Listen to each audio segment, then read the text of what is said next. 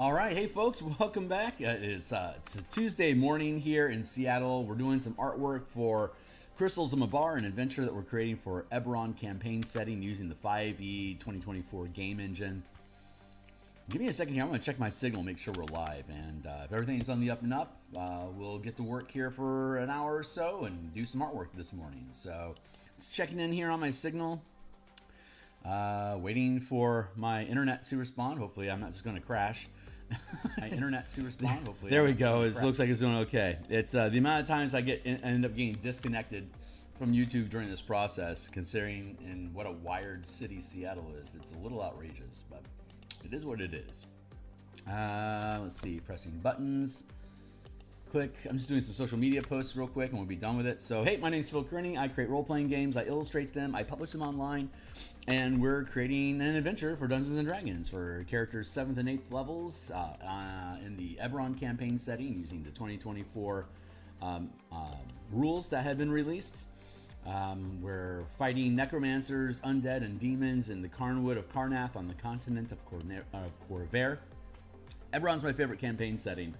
I've been an Eberron enthusiast since 2004. I've been DMing since 1987. I've been creating content on the DMsGuild for Dungeons & Dragons since 2018.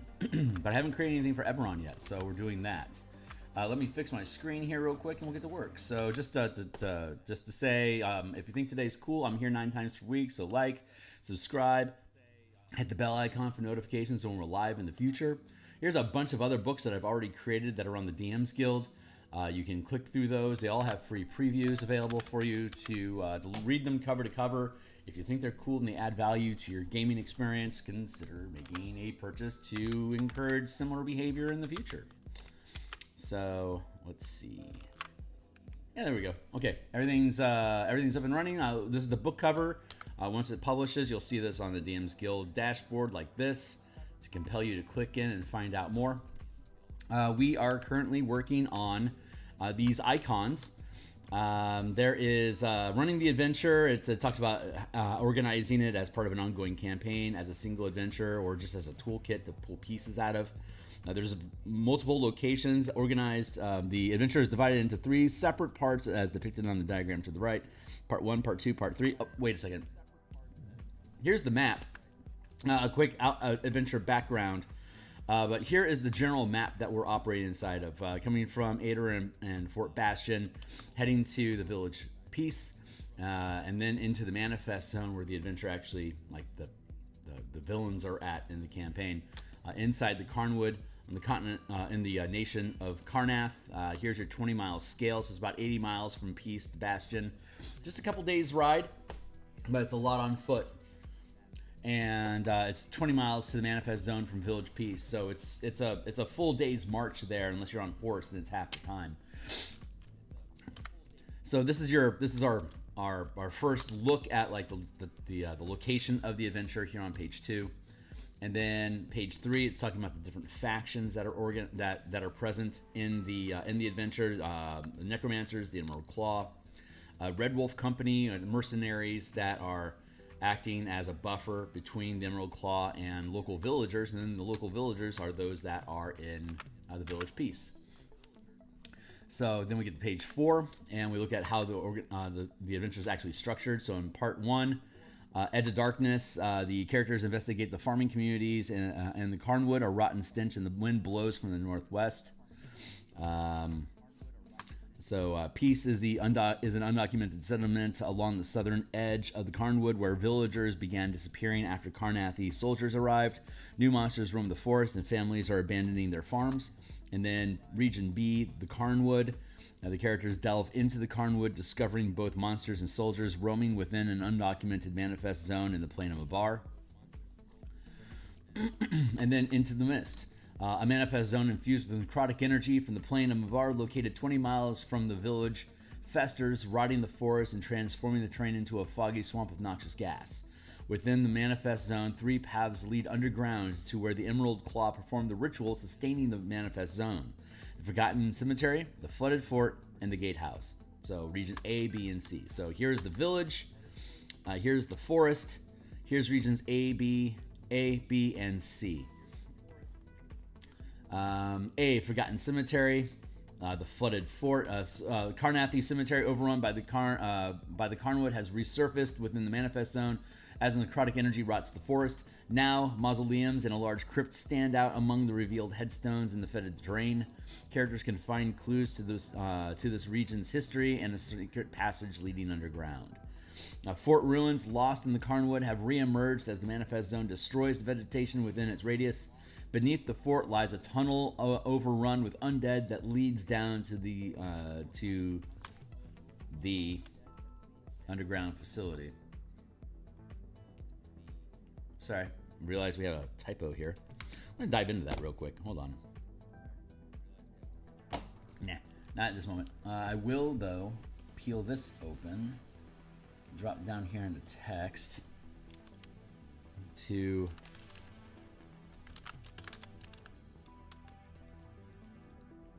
the underground facility. The gatehouse sits atop the underground facility. A gargantuan shaft is descending into the earth, gouts thick necrotic fog into the surrounding area. The characters can confront or evade the mercenaries guarding the entrance from unexpected visitors. And then part 3 within the Nexus itself. So all 3 of these paths lead underground to part 3 of the Nexus. Part 3 within the Nexus. The characters descend into the underground research facility where the fog polluting the Carnwood originates. Within, they discover Aether Academy alchemists experimenting on the unnatural crystals and flora growing within the manifest zone, while the Emerald Claw cultists use the Eye of Mabar to perform the ritual, sacrificing local villagers to power the unnatural magic, which we describe in detail on page 2 of what's actually going on here. The Eye of Mabar, the necromancers that are using it, the ritual that they're performing with the eye, and how the Eye of Mabar as an artifact plans to betray the Emerald Claw performing the ritual. Good. So that's where that's at. So we're creating unique icons for each of the regions, A, B, A, B, C, and then there's only A, so we just call it part 3. But these icons that we're creating here are going to be reflected down along the navigation bar down here, leading you from part to part. So you can jump around the adventure more easily once this is an actual PDF, these will be hyperlinked. So if I were to click A1, that would take me to Appendix 1. If I were to click part 3, that would take me into the Nexus. If I were to click part 2, part B, that would take me to the Flooded Fort. So these icons that we're creating here are also going to be icons that are running along the bottom of the board. So here we are on page 4, identifying what the icons in the adventure are representing. So there's little graphic things, icons. There's little little image graphics that create that have a navigational and instructional meaning inside the adventure. It's self-referential. I'm gonna take a sip of coffee and then double chase it with water. Man, slurpee. Excuse me.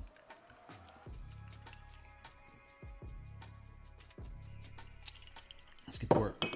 When you're drinking coffee, for every sip of coffee, you should have 2 sips of water to keep yourself hydrated. Let's peel open the document. Trash. Text. Edits.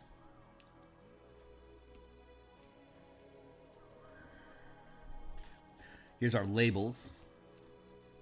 I like how these are lined up A, B, C, A, B, C. I did that intentionally. In the actual map, the gatehouse is actually north and east. So this isn't accurately descripting its locations, but we have a more accurate map with actual distance and positioning. Further into once we get into part 2, we have an accurate map by mile, like directions of different things. So this is just a symbolic map showing where things are positioned relatively to each other. But I might continue to futz with it. So, but for now, let's mess around with part 1. I'm content with the circles.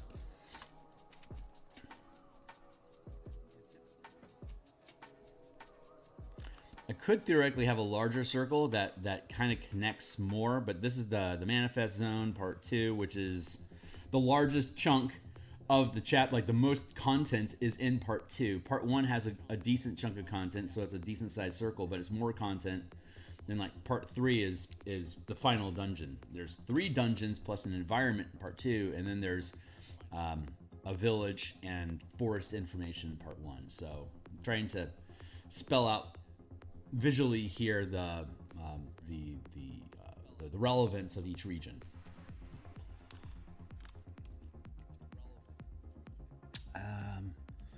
Let's see, maybe see, and then there's the circle. Put a lock on that circle. It might not. I don't know. I honestly don't know how long it's going to take to do this. But this is the next task on our list. After this, we're going to be like around. We're going to be like this is only page 1 to 7. This is like page 4. But once we finish this page, I think once we get this page done, we'll be jumping like around page 20.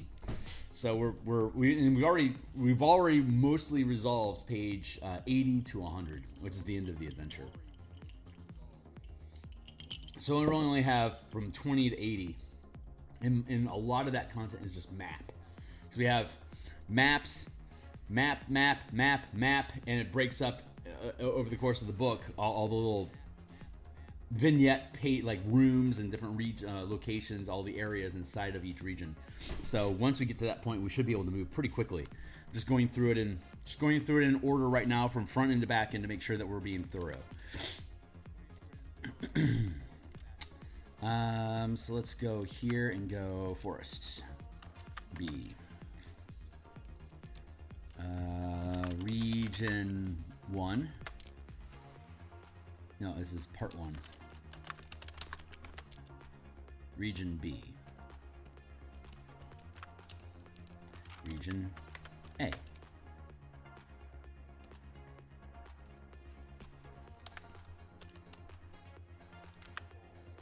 So we're using black right now. What we got, a 5-point, 4-point, 3-point font. Or 3-point.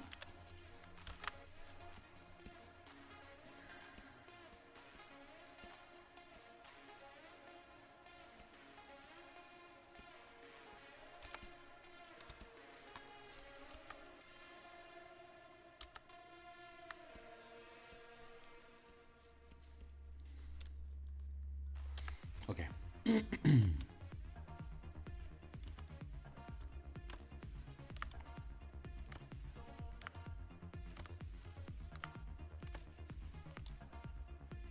gonna fade this back more, it's bothering me. Push it way back to the back. There we go.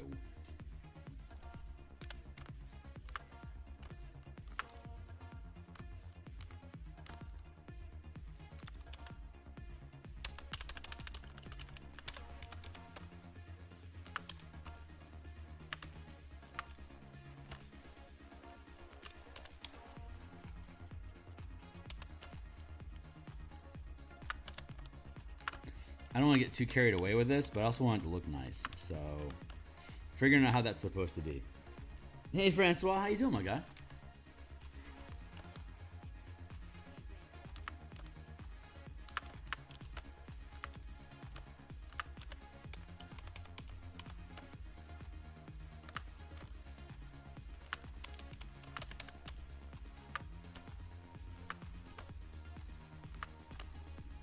Push this down.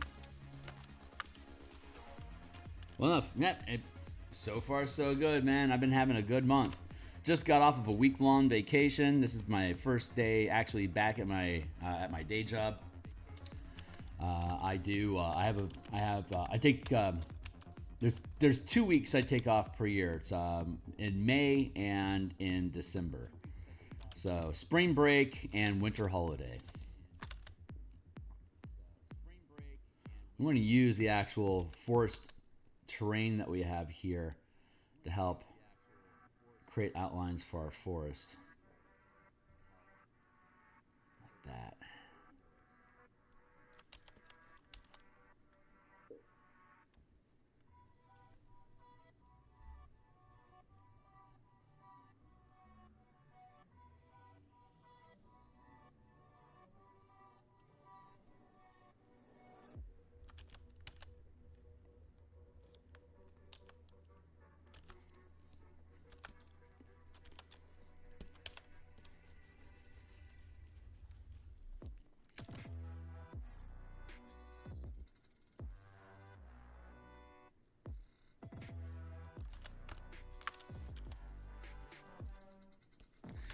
sure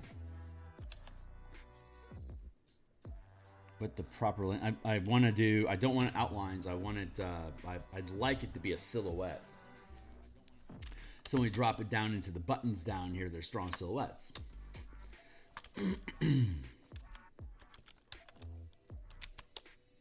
Nope, didn't do that right.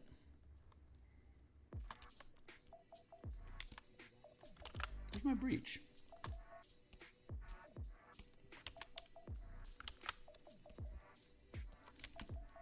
Thank you.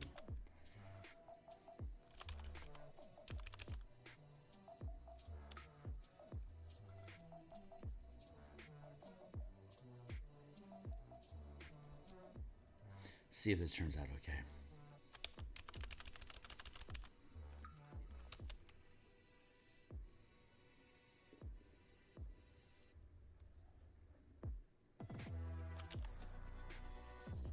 Cleave that off. I don't want the icon to be too wide.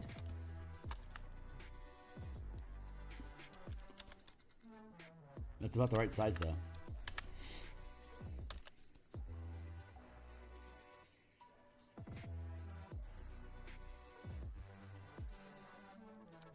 This is kind of one and done, so it's not like it needs to be something I need to replicate. I just need to drop it down into the icon bar, and it'll just basically just sit there until the adventure is done.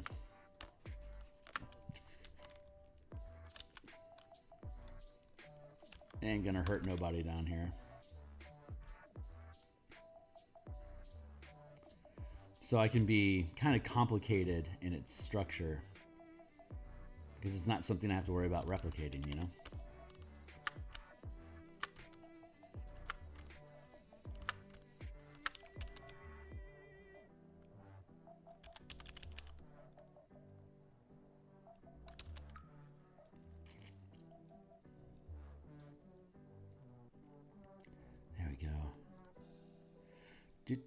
Do.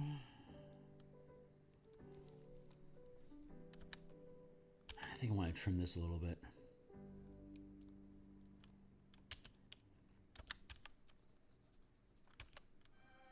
Back like that a little bit, like here. That feels pretty good. I don't think this needs to be as far over. But wow, 20 minutes flies, man. Thank you, Timmy. It's about an hour or so to go today. Did I just lock up? Jesus, I'm gonna lock up every 5 minutes. This is gonna take a lot longer than I expected it to. Sometimes the internet's Photoshop and the OBS software I use for streaming don't interact. You can see up here probably that saving, and now it's finished saving.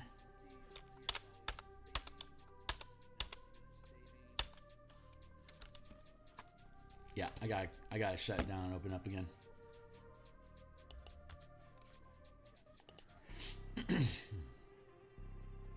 Sometimes when it locks up, it can recover. If I scroll too fast, like if I hold down the hand and then I just like fling it across the board, it'll lock up sometimes. If I zoom in too quickly, it'll lock up sometimes. I never have a problem with it when I'm off stream. It's just something about the graphics. It might be an Asus issue with the graphics card. I got like an Asus 9000 graphics card, and it could be that there's something wrong with the driver. I'm not sure, but it's such a niche case. I don't imagine it's something that would ever be tended to. So I just kind of swallow it.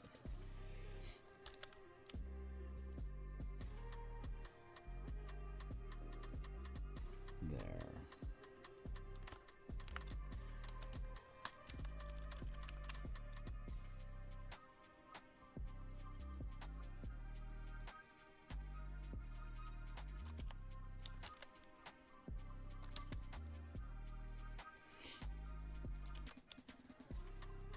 These branches are they're not really going to have much impact on the icon at all, but I feel compelled to do this, so here we are.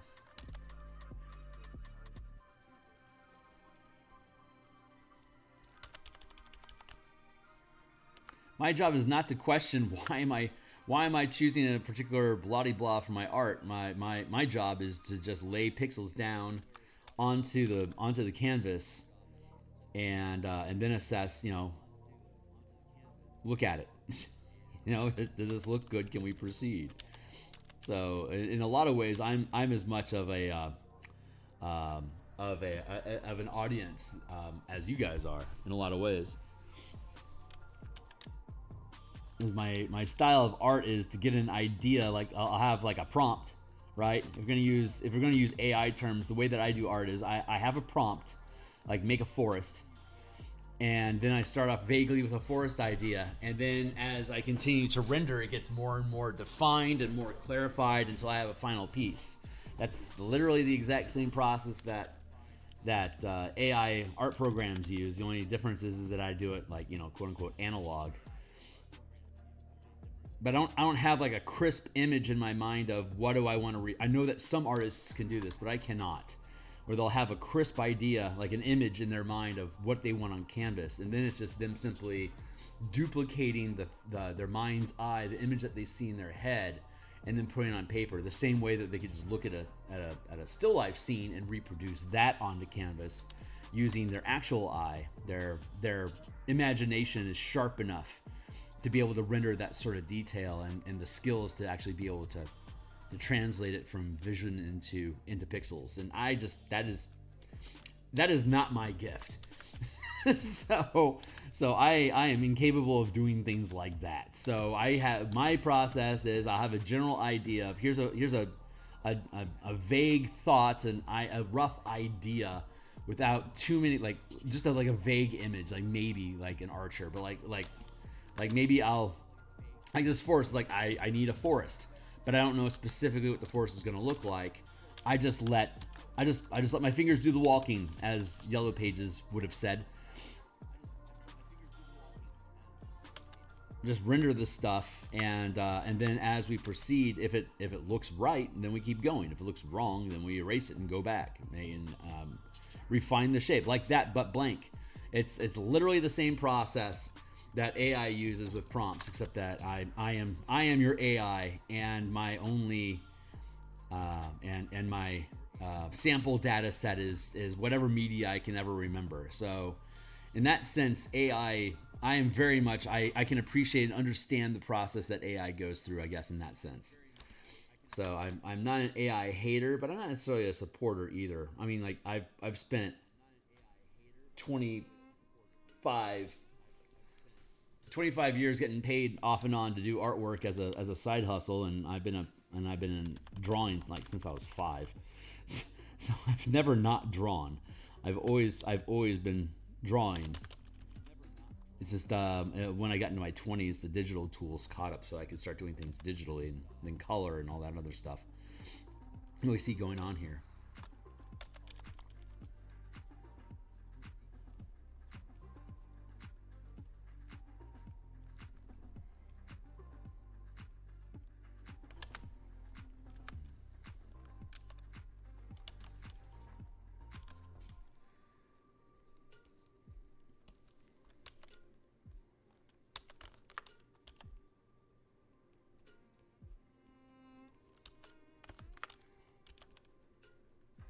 So you could not describe me as an AI enthusiast, but or even like sympathizer is almost the right word, but it has a negative connotation to it. It's like I get it. I totally get it. I get why people would use it. I get what it's doing. I get how it's doing. All these things. That's just not my bag. I like doing it myself. It's for me. Here's the thing, and a lot of new artists might not get this. This is only something that you really get in time is the meditation that goes into doing art. Like I don't have to think about when I'm doing actual art, like actually like rendering details and line art and structure and form and stuff like that. For the most part, I don't have to think about it. When I'm doing like when we were doing the layouts for this to arrange these icons, I had to turn on my brain and be critical of like where's the positioning of each of these things. Like I had to scrutinize. So when you have to discern and scrutinize, you have to slow down and engage your logic circuits to think through, is this a good decision? Yes, no.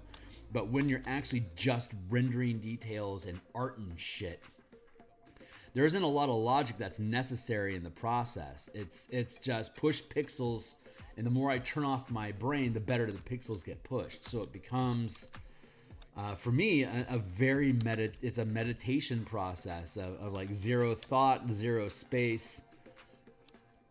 I like when I'm painting, when I'm not on stream and I'm painting, a lot of times I'll just put like Rush or Led Zeppelin, or like I'm also a big Bass Nectar fan. I can put on music that lets me just groove with the music and turn off thinking and just let the notes flow and the pixels flow with it. So it's a very soothing, calm process. Here on stream, I used to stream the music that I like on Twitch, but I kept getting strikes against copyright infringement. And it's like, well, this is the music I want to listen to, and I don't care. And I stopped, but then I got demonetized and stuff on Twitch. So I'm like, okay, well that I kind of burned that bridge. So tell you what, while I start anew, I don't like where Twitch is going anyway. So I'm going to start on YouTube and take it seriously and pay attention to copyrights and stuff like that, so it doesn't get shut down again, and just try building something. So that's where we're at now. But so in this space, I don't have the option of just shutting up and letting music flow, because maybe that's entertaining content. I don't see a lot of art streams they're just like, here's some generic music and I'm not going to say anything for 3 hours. That doesn't seem to jive. So here I am yammering about stuff, but I can yammer about stuff because I don't have to think about really what I'm doing with the pixels. The pixels flow, and my brain isn't engaged with music, so I am talking at you. And I just became self-conscious of how much I'm talking at you. So that's going to cause me to pause and reflect. I'll forget myself again in a moment and start talking about something random, and we'll move on from there. But now I'm just adding little leafy bits. This is hard. This is inconsequential we're going to make this smaller to fit in these buttons down here, right? I mean, these buttons are pretty small, like about 50% of the size of this to fit in that button. So some of these details are going to get lost. But I'm some of these things I'm doing just for me, This is where the pixels want to flow. I'm going to let them flow there. I have no reason to stop them. If the detail doesn't show up in a smaller space, it means it's not really hurting anybody here. So if it wants to be expressed in this space, I'm going to allow it.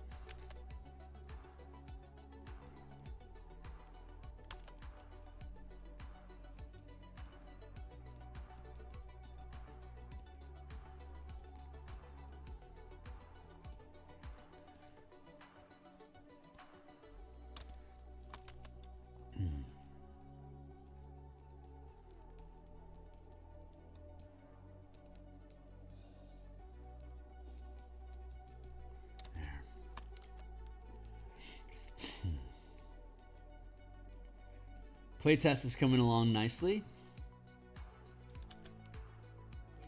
I think we had a really fun session on Saturday, and my next home table for my Spelljammer Eberron campaign, that should be tomorrow. I'm honestly really looking forward to finishing out the mega dungeon. We start at 3rd, we're going to end at 10, and then we're transitioning to start building characters at 11th through 20th level as Strixhaven athletes. Strixhaven is one of the campaign settings released by Wizards of the Coast for play with Dungeons and Dragons. It's built off of the Magic the Gathering setting, Strixhaven. Or Arcavios is the name of the world, but Strixhaven is like a Harry Potter style Magic the Gathering magic college, and the way that Wizards presents it in the D&D setting is that it's a school for spellcasters to go to learn magic, right? But with the color mana system that we've been creating, we can restructure it, because with the color mana system that I've been building for 5e game engine, it's it gives all 13 of the official classes a mana resource. Like as your primary resource, you have a pool of mana, color mana, if you're using Magic the Gathering's color mana setting. But you could also use like elements, like the 4 elements and other things.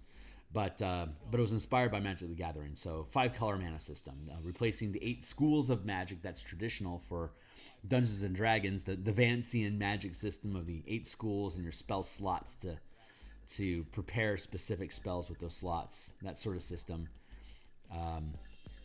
We're replacing that with the color mana system, where you have a pool of mana that you devote the mana in your pool to different colors, and each magical effect or spell that you would use is also devoted to particular colors. So if you have enough mana in your mana pool to cast the spell with the right color, then you can cast that spell. Like you need red mana to cast a fireball.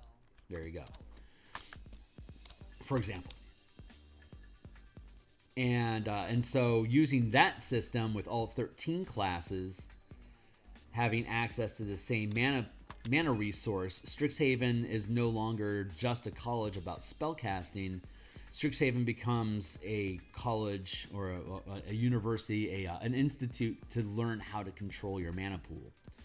Whether you're a marshal using powers to trigger different effects with magic, or you're a spellcaster that's literally casting spells, Strixhaven can help train you so you become stronger. And the MTG, Magic the Gathering setting in Strixhaven had a college sport called Mage Tower, which is basically, it's kind of like soccer with a I'd say it's a derivative of Quidditch from Harry Potter. I mean, Strixhaven was very obviously inspired by Harry Potter. So, you know, an IP scrubbed version of Harry Potter. It's got 5 schools that you get sorted into, and each school is defined by 2 colors. Like Lorehold is white and red mana, and Witherbloom is black and green mana, while Silver Quill is white and black mana.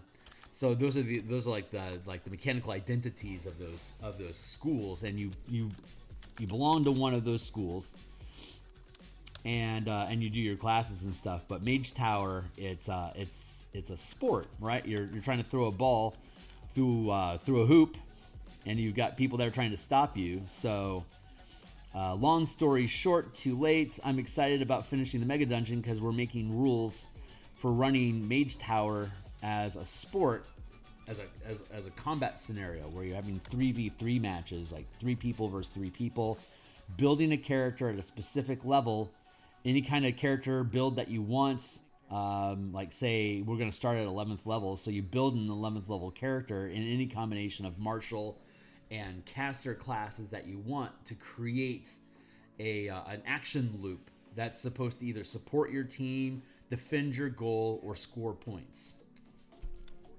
And so once those are built, if we're able to get enough people participating, we can have 3v3 matches with the DM as the referee and controlling the mascot. And the mascot, the ball. The ball is alive, and it's neither an ally nor, it's both an ally and an enemy to both teams. So the team can target it with ally effects and with enemy effects, so like moving it. You can't damage the ball, but you can use it as a thrown weapon to attack the goal, and then it can be treated either as a monster or as a weapon attack. For like a monk being able to deflect it away from the goal, it can be treated as an incoming attack in that sense, or it can be treated as a creature. Like if you have like a levitation spell or something, you can target the ball, like say with a levitation spell, to prevent it from being able to move forward. You freeze it in place. So like if you held an action, like if you had a sorcerer goalie, and that sorcerer is loading up on Conjure Barrage and Levitate and Wind Wall. You can use the Wind Wall to block the attack because it's a tiny missile. It's a tiny thrown weapon. So like tiny size, meaning like 2 feet or less, like volleyball size. So a wind wall would prevent it from being able to be thrown through the goal. So you will now have to physically move to the goal and put it through the goal, which is legal. And because the wind wall is preventing you from doing that. So you'll either need to knock out the concentration of the sorcerer to drop the wind wall by damaging the sorcerer, which is fair, or you need to step through the wind wall so that you're within range to be able to get the ball through the hoop. But you could also, like with levitation, you could target the ball as an object or creature. You could target the ball for levitation and freeze it in spot and just have it float up out of range, so you can't score a goal with it until your team gains control of it. And then what was the final thing I had mentioned? I was just throwing out stuff there randomly and just parsing it together. So what were we looking at? Wind wall, levitate, and conjure barrage. So conjure barrage like flings stuff from the ground in a direction. You could use the ball as the target of the conjure barrage to punt it, like to punt it down the field towards the other goal. Or you could use conjure barrage to attack your enemy's goal with the ball you're in control of as the barrage. So there's a lot of fun ways to use the magic and different attack abilities and classes in a competitive sport environment.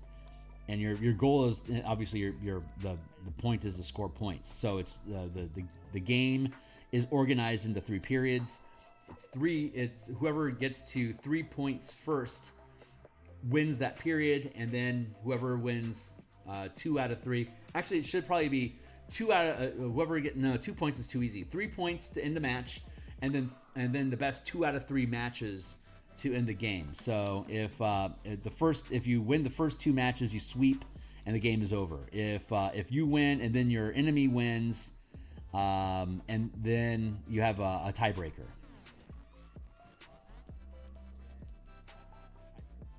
So they could theoretically be, maybe depending on how it goes, I'm hoping that each game will be 10 or less rounds of combat.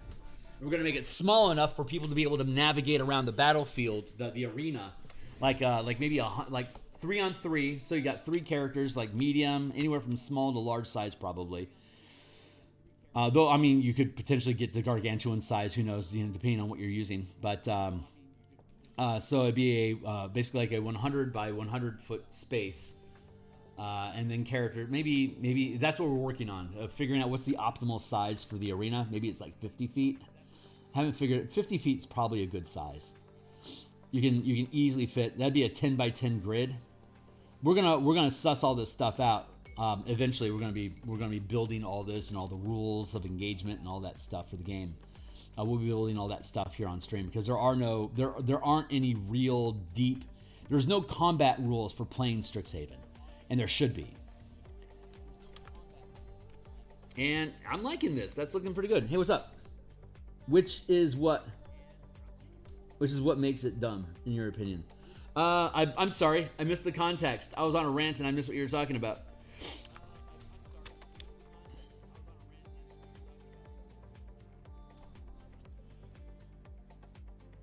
Oh, yeah. Way too big. Exactly. It's way too big. I think the actual arena is like 500 feet. Yeah, Strixhaven did not, like, the MTG did not take into account movement speed of creatures, like, at all when they built that game. It's way too fucking big. You're 100% right. It needs to be small enough that you're having constant aggression against each other, but far enough away that you can't just throw the ball through the hoop from the other side of where the hoop is at. So it needs to have like a 30-60 range, something like that. Like maybe like it's not realistic to say that you can only throw a soccer ball like 40 feet, but like maybe it's like 30 feet, and then anything after that is disadvantaged because it's long range. We're gonna have to suss that out. I want to be able to get from. It makes sense that you would be able to get from one side of the arena to the other on one round. And with a normal movement speed of 30 feet, using a dash action would take you 60. So it seems like it would make sense that the arena would be 50, have a 50-foot area, and then the goal is right outside that 50-foot space. That seems reasonable, but that also might be too small.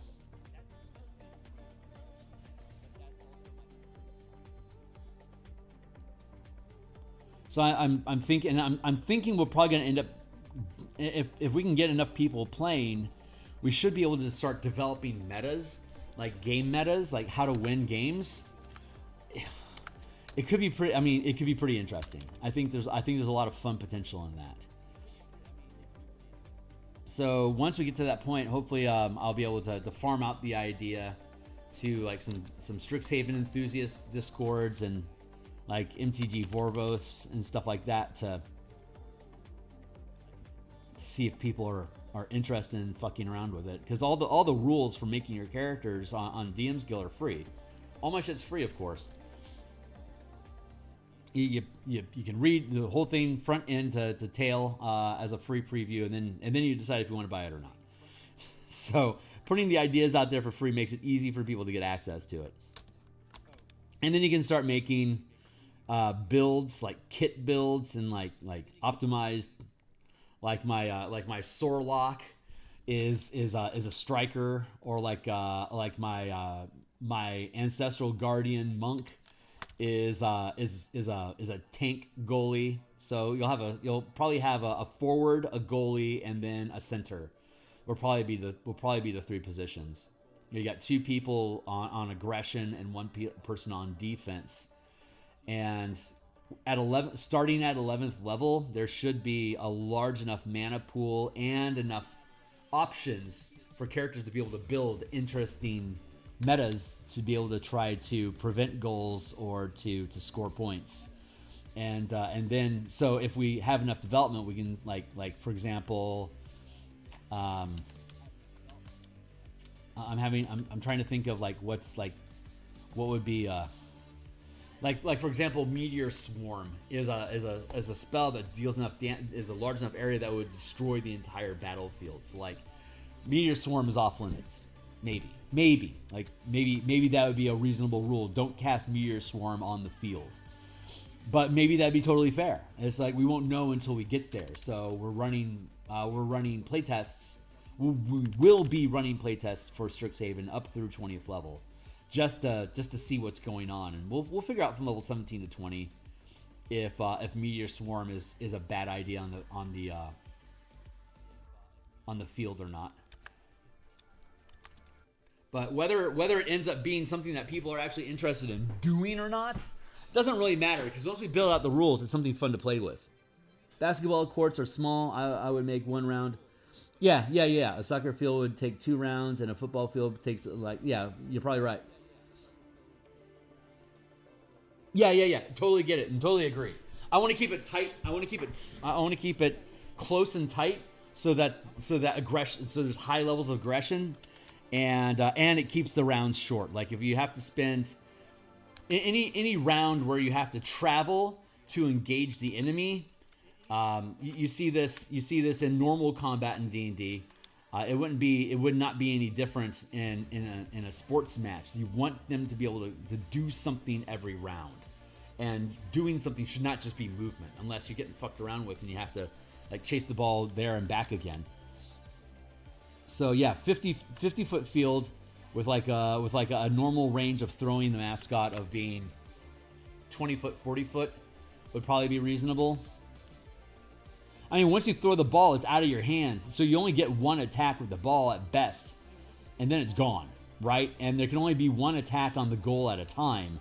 So you're able to parse your action economy well that way. So like if you have a fighter that has like at 11th level has 3 attacks and a bonus action and a reaction and movement, but you can only attack once with the ball before you don't hold the ball anymore. It's a thrown weapon. It's gone. But now you have 2 more attacks left over. And you could use those remaining attacks like to grapple somebody to prevent them from pursuing the ball, or who knows? We'll figure it out. But that's the process of playtesting. So I'm looking forward to it.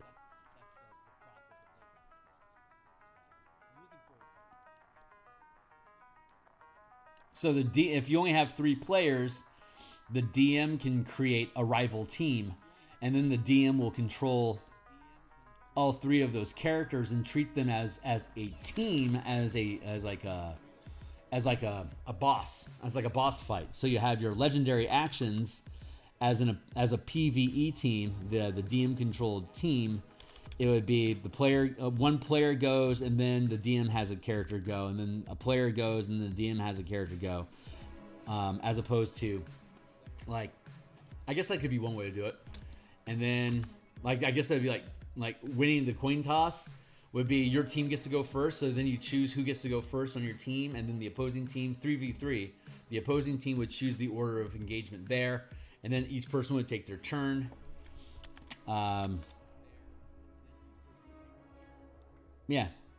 Gaining control, like the initial tip off, gaining control of the ball. Maybe that would be the initiative roll. Like whoever on your team, whoever's at the center line rolls initiative. So like maybe prioritizing initiative is important there, so that you can assure that you get control of the ball initially to run with. That could be one way to do it.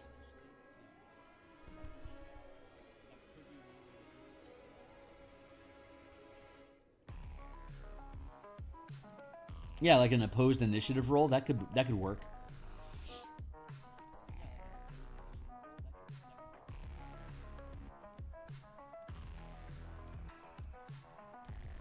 Now, like, disarming attacks make a lot of sense because you could disarm your opponent of the ball and then pick it up yourself and run with it. It's like having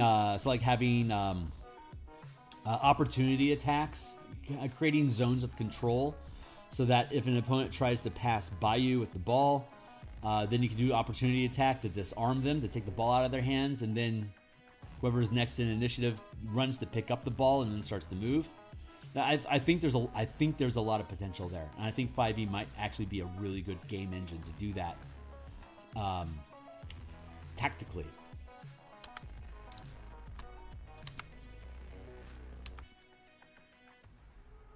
I don't know. Maybe this is too tall. Maybe I don't need to have. How's this in? No, you know what? Honestly, it's decent in comparison. Maybe actually what I want to do is bring this down a bit, because it seems just like a little bit too tall. It feels unbalanced. So if I bring this down a bit.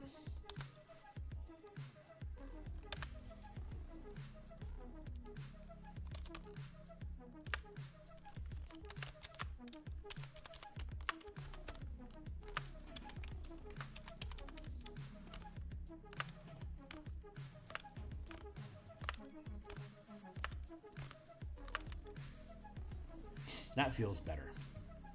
So what's happening is I'm going through and updating all the subclasses and classes and all the powers to make sure everything is current with what we've been doing with playtesting, make sure it all feels good. And then from there, we'll basically be at a stop point with the actual document and revisions, and then we can start building out Strixhaven rules. Meanwhile, we're playtesting each week to go through the dungeon. We're almost 7th level at this point. We're going until 10th. So I keep building out new zones, like new territory in the mega dungeon as it proceeds. So that actually eats some of my design time off screen to be able to create that dungeon to run the team through. Because the playtesting is using both combat as well as exploration options to just, run a dungeon, see if this thing's fun to use in a dungeon, and I think it's proving to be very, very fun. And we don't have people. We have people that keep coming back, so they must be having fun too. And that's partially because I know how to run a dungeon. Because I've been running dungeons for 30 some odd years. But beyond that, the system's interesting, and it allows you to make cool characters that you then, like I said, you build action loops for your characters and you test them. It's a fun environment. So, but once we get done with that, then you can't effectively run a mega dungeon with characters once they get to 11th level plus, because there's like too much stuff that allows them too much maneuverability to be able to overcome dungeon obstacles. So it becomes more adventure becomes more goal driven and like character focused once you get into double digits, because they become so powerful. You can't just contain them in a dungeon space unless you contrive, like you can't teleport here because of rules. Because of contrived reasons, you can no longer teleport in this dungeon. It's like, you start taking away the ability of your character to do stuff. They should be doing their by 11th level plus. They're doing more important things than bashing open a dungeon and looting it. They're rocking the world, as it were. The campaign changes scope, so we want to change the nature of the campaign for playtesting because we still need to make sure the mechanics work, but we need a good environment to test them in. I think Mage Tower matches will be a fun way just to test the raw mechanics of the class itself. Or of the system itself.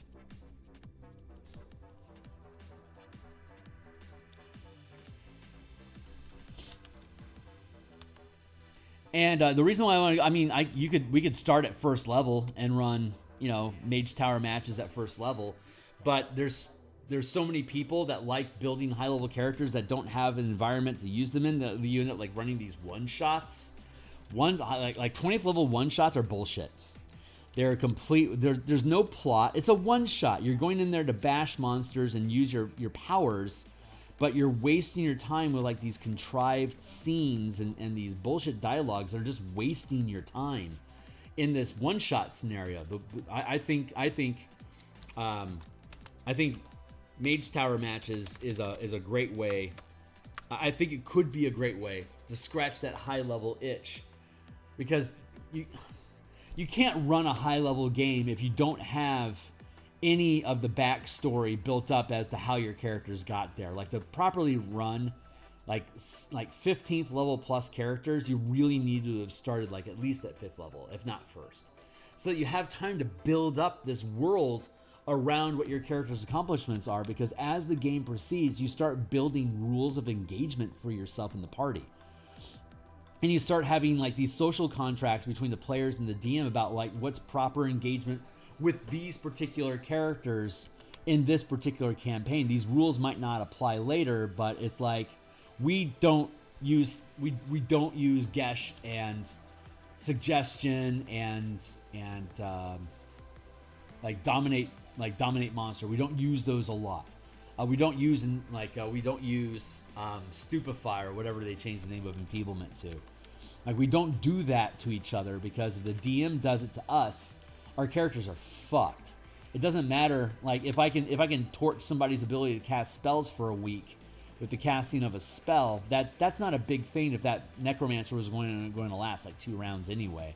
But if I do that to your wizard is down until that spell goes away or that effect goes away. So the DM has constraints that the players don't necessarily have.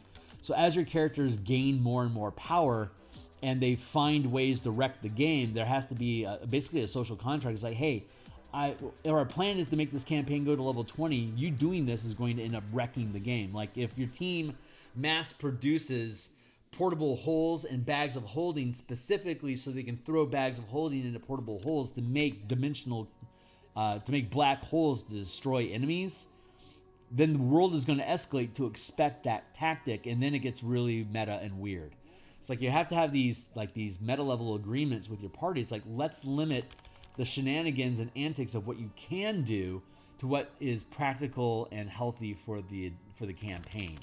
And that way you can actually establish like rules of engagement collectively as a group to decide what's fair play for us to use in these massive character options.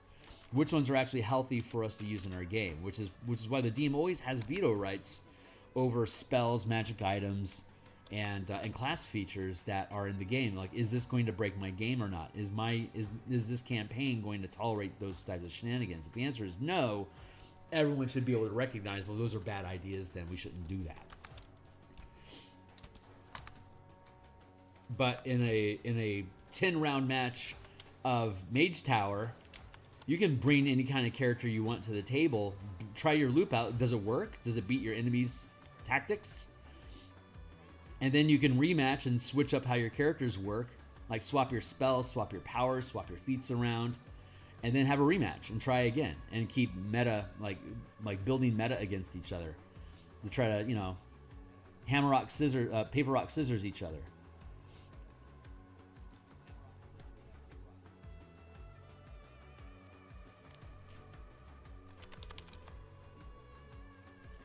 There's no way it's going to catch on, but it's a neat idea to think that it could.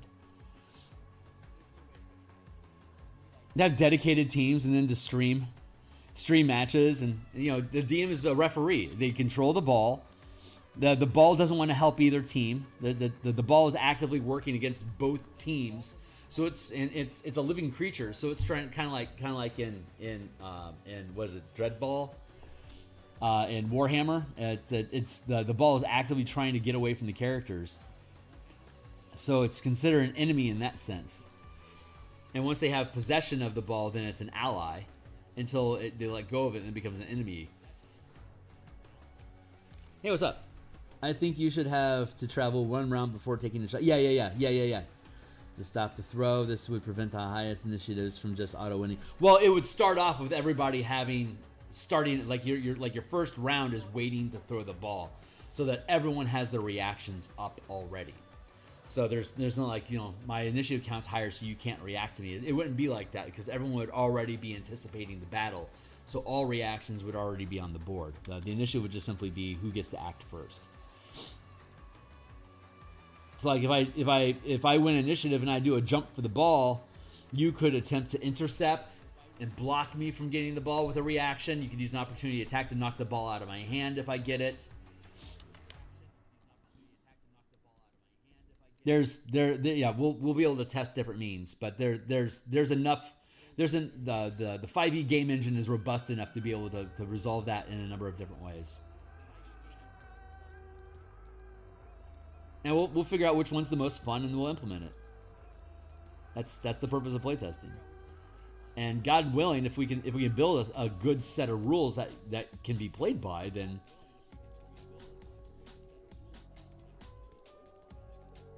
it can become a really fun place to you know, run a legit PvE style server game of D&D. And let's call this forest done.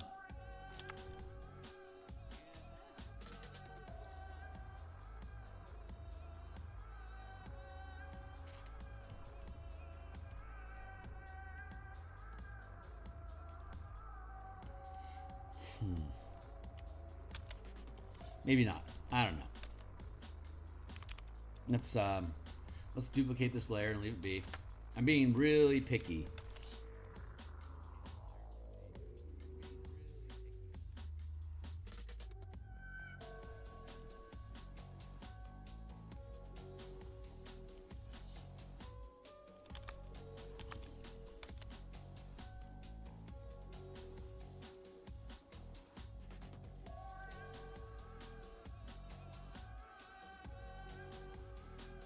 I need to make this more coarse. Larger lines. Select inverse. Thank you, Timely Timer.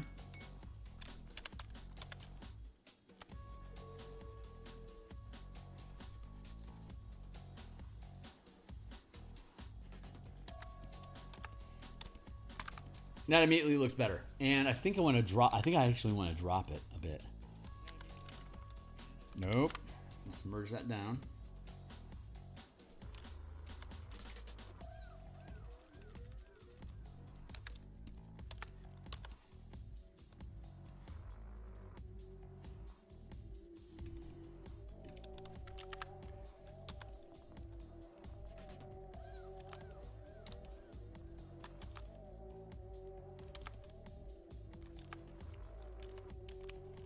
I think I like this. Let me fix this ground scrub, and then we'll move on to the next icon.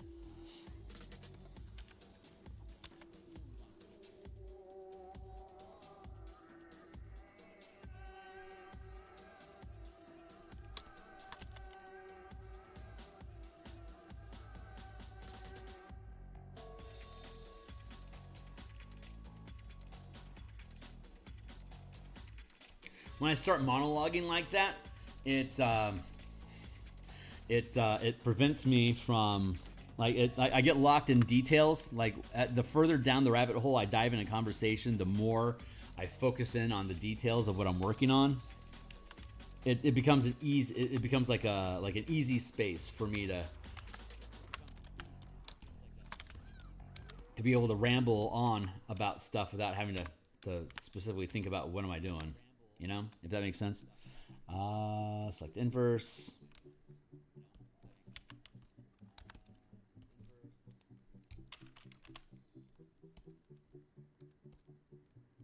Merge down. There, that actually looks pretty good. Yeah, we'll leave that be.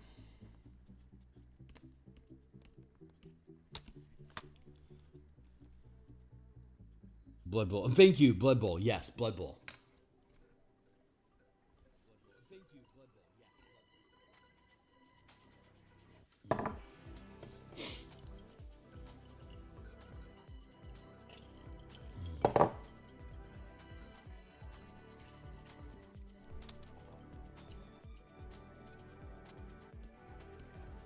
Where are we at?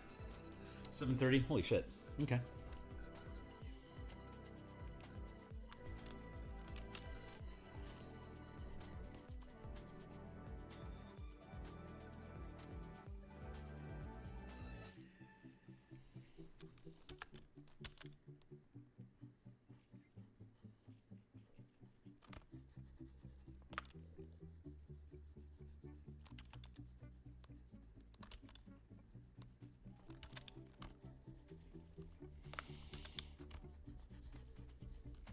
So I'm legitimately like really looking forward to that. I think that's going to be a ton of fun. I think it has a ton of potential.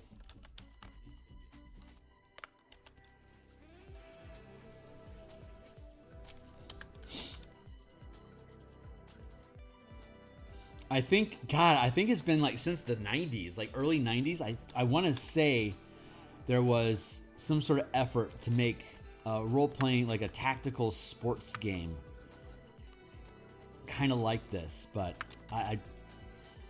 I know there's something that exists out there like that, but it's been forever since I've seen it, and I certainly haven't seen anything for like the 5e game engine specifically. But I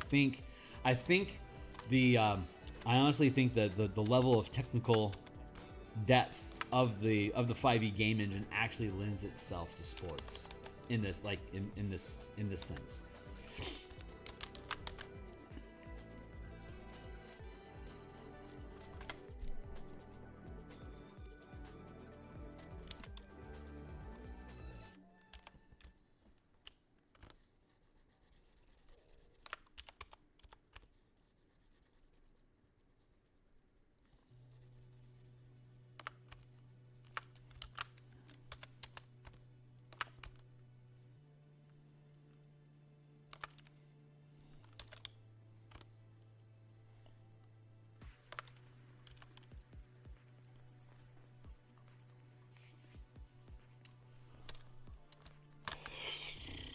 Something like that.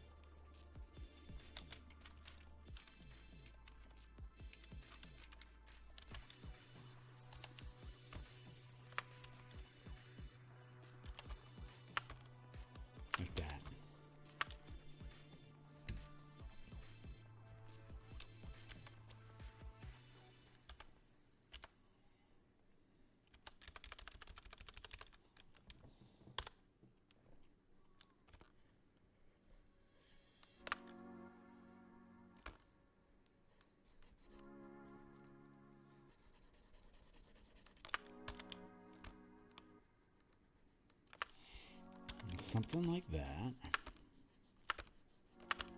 Anyway, that's what's on my mind.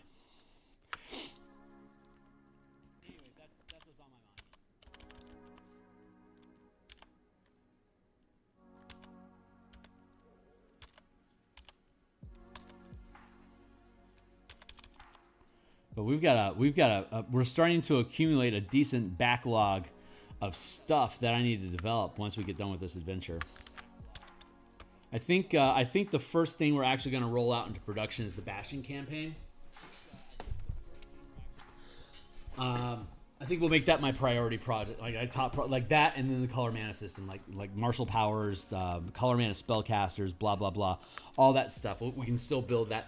We can still be working on building that out, but I think the Bastion campaign is probably the highest priority, like the most like Spelljammer was a huge priority for me because of the relevance. Like, people want combat mechanics and exploration options for Spelljammer, so creating that was a priority. Now that that's out the door, now obviously this Eberron adventure became my priority, and once this is done and out the door, then we'll pick the next project to become my priority that we'll be doing artwork and stuff for in the morning. Page layouts, hiring an editor, blah, blah, blah.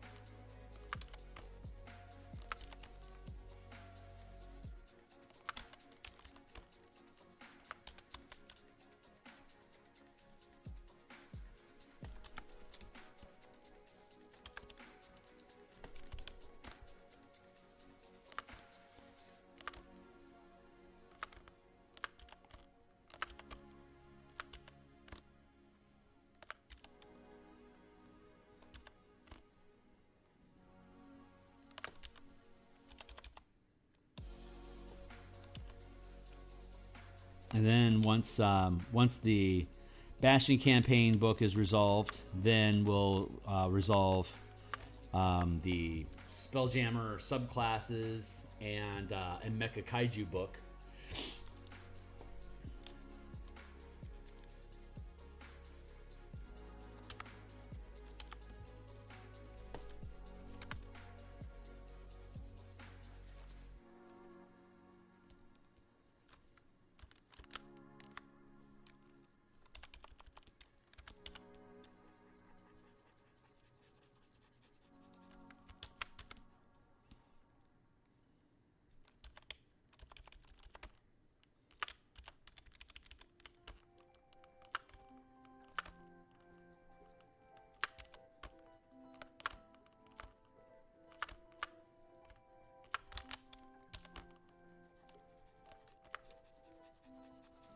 And once the color mana books are all updated for 2024, then on my Patreon I'll start making character builds and in class options and converting MTG cards into 5e character option stuff.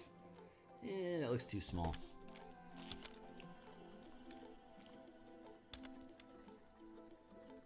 I don't know why I'm doing it this way. That's a weird way to do it. Let's merge this down. Let's add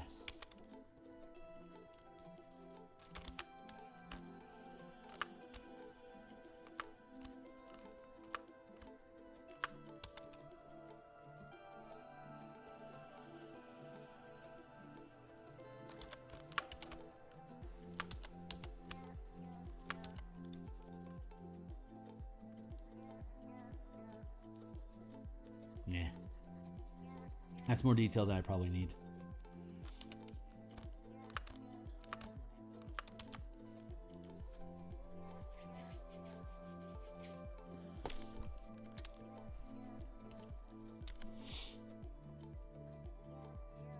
Occupies about the same space. It feels balanced in that sense, so I think I like that.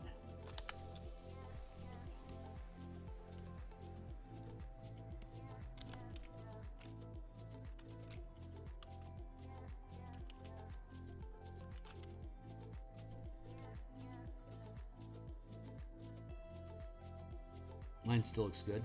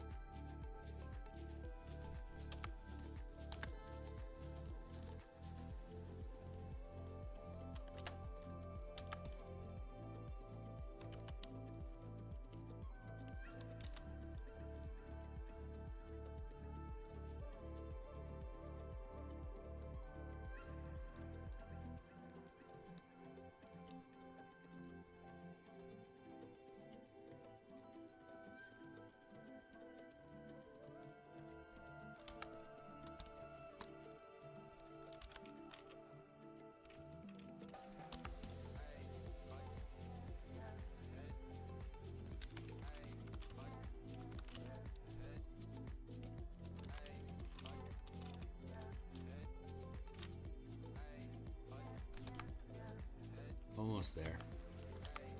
This feels just a little. I need to curve this out a little bit more. This just feels a little unbalanced.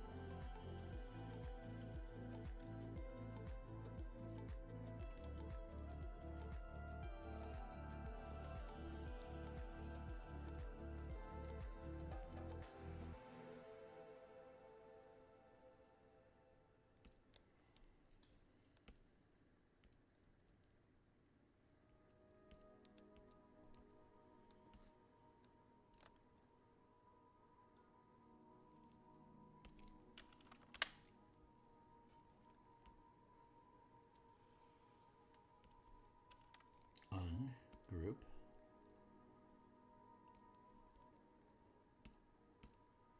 This is part 2.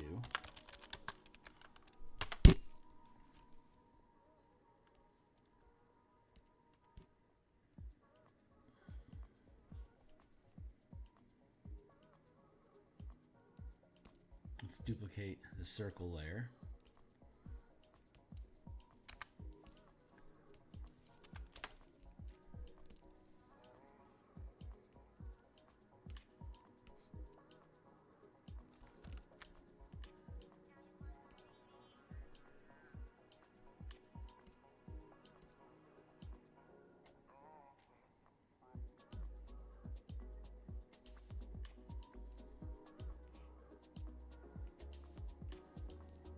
There we go.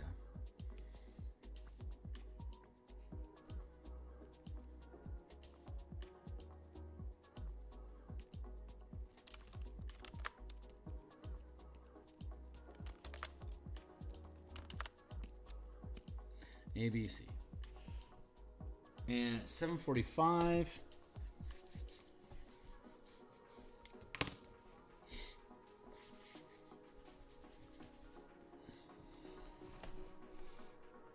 Is this an observatory?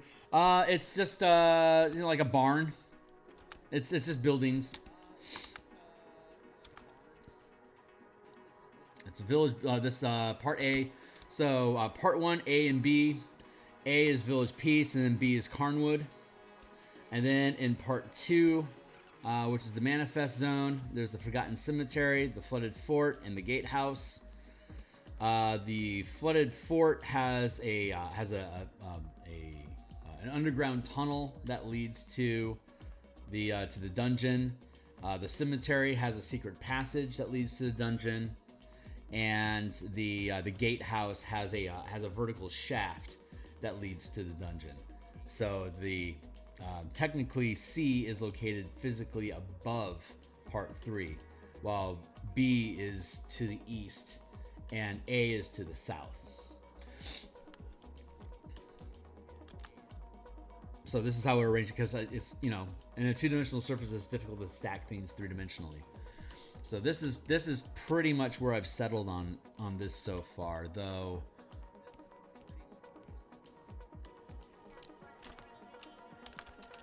3, and then have our labels.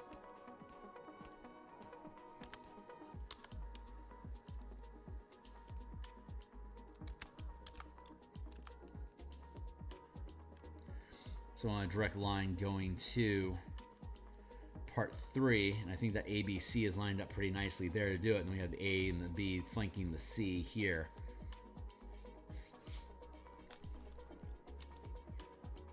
And then later on, in later pages, we have a more precise, like actual physical map for the manifest zone and the dungeon.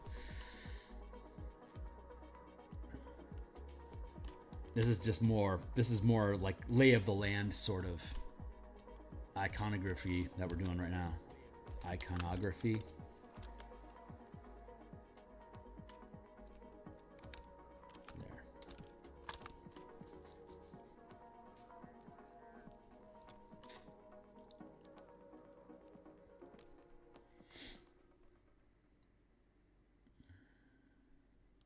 Yeah, I could probably put another little building thing in here to make it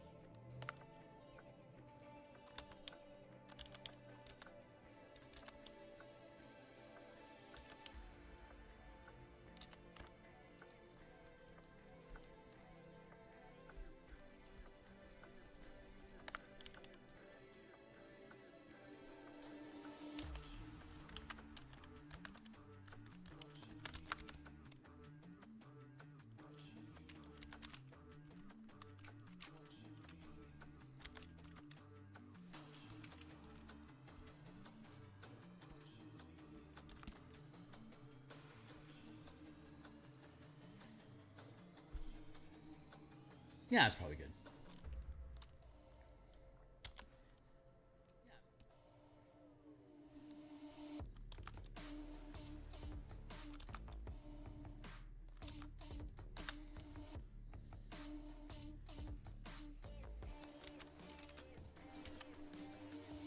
Hold on, I need to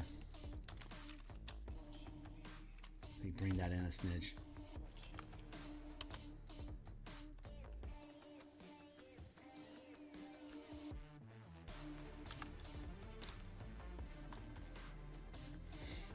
Let's do like that.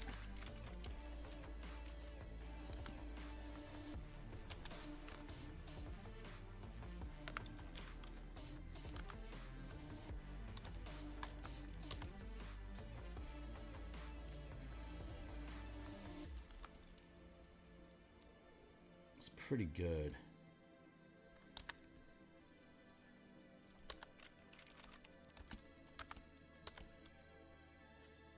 I don't know. I'm being such a. Apparently, I need to be a stickler about this. I don't know why, but apparently I do. So I'm stickling.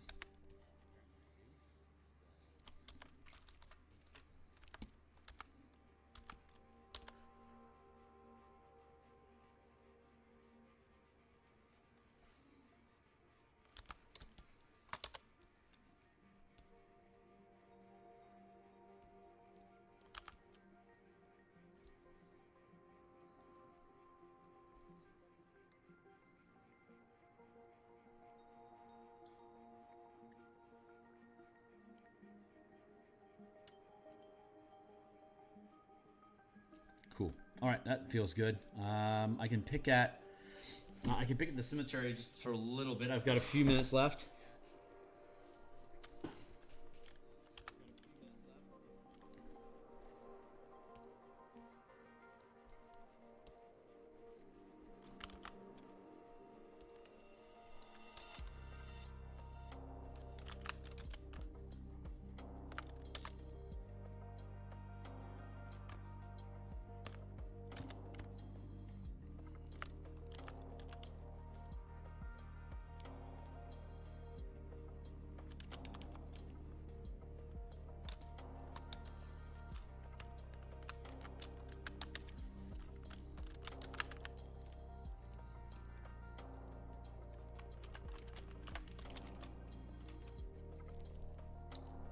There, we merge these together.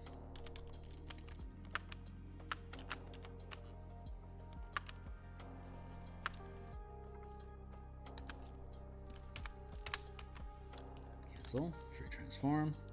What is going on?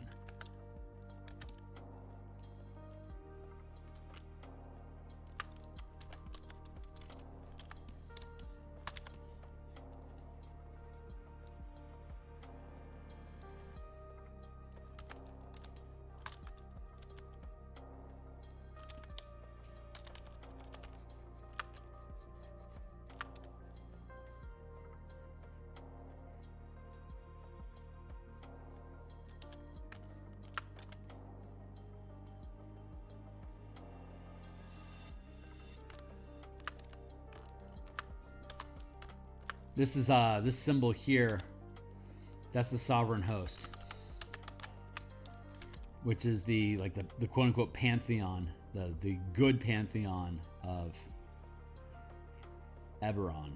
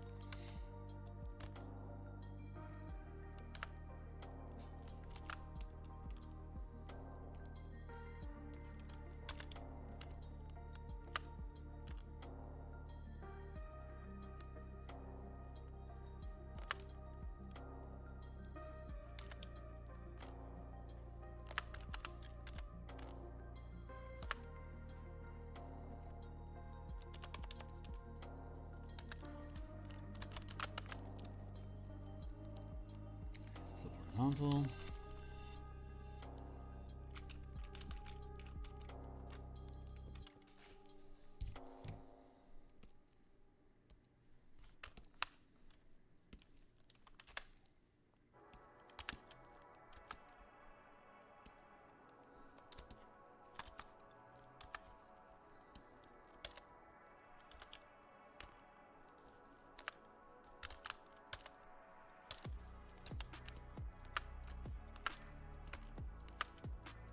Something like this. Nope. There. I have to bounce out of here in a few minutes. Like almost about now.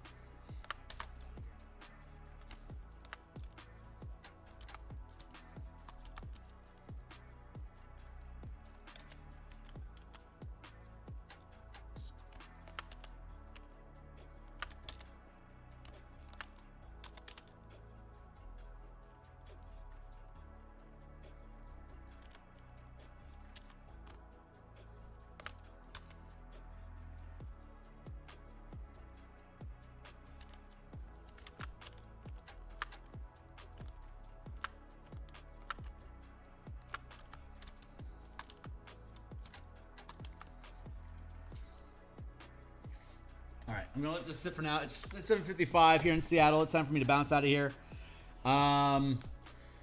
If everything goes smoothly, I should be back doing a lunch stream today in about 6 hours from maybe like 2 or 2:30 for an hour. Let's take a late lunch, and yeah, so that's it for now. We'll come back and maybe I'll work on. I'm working on other things offline in the evenings, related to this. So we'll probably come back and continue working on these icons tomorrow. See if we can finish up these last 3 to have this page resolved, and then move on to the next block of pages.